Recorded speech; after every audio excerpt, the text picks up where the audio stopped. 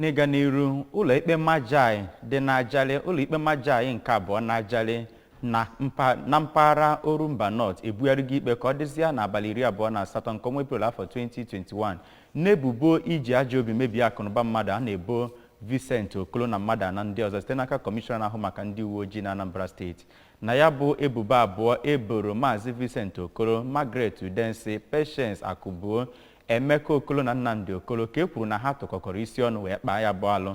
Ọ bụ ebubo iji ajọ obi mebie akụnụba mmadụ e kwuru na ha kpara n'abalị 29 nke ọnwa Maachị n'Obinikpa Village Ajalli, bụ nke ntaramahụhụ ya bịara n'alaka nke 496 nkeji nke mbụ nke iwu megidere akaọrụ ndị omekome etiri n'iwu etigharịrị na Anambra steeti afọ 1991. Emmanuel Chigbata ga-akọtọpụla ya akụkọ a.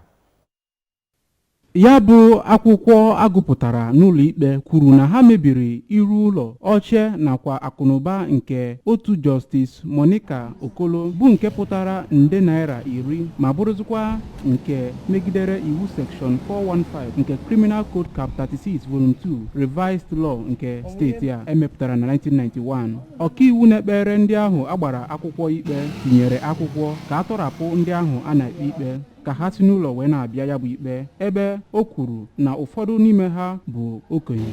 Ndị ahụ a na-ekpe ikpe kwuru na ikpe amaghị ha n'iwu niile agwụrụ, bụ nke kpatara ejiri bufie ikpe ha ụbọchị ọzọ. Ọkaikpe Stella Ezudeka nyere ha iwu ka ha bụrụ ndị ga-eji 100,000 wee tọrapụ onwe ha ma kpọtakwa ndị ga-ebinyere ha aka n'akwụkwọ. Ọ gbakwuru ha ka ha laa n'ezinụlọ ha jikọta onwe ha ọnụ n'ihu na ha binyuru okwu ahụ karịa ibinyu ya n'ụlọ ikpe, bụ nke o kwuru ọ ga na-ebutere ha iro. Onye na-ekpe ha ikpe bụ Inspector Edward Eta kpọrọ ha ka ha ghara ịkpa aghara wee rue na emechaa ihe dị na ya bụ ikpe. Dịka ọ gwara ndị nta akụkọ okwu, ka onye mebiri ihe ya nke bụ nwanne ndị ahụ a na-ekpe ikpe nọrọ wee kọwaa etu diọkpara ha na ụmụ nwanne ya siri kpaa nkata wee mebisie ihe ọ lụrụ na be nna ya. Site n'Ajalli, abụ m Emmanuel Chigbata maka akụkọ ụwa ABS.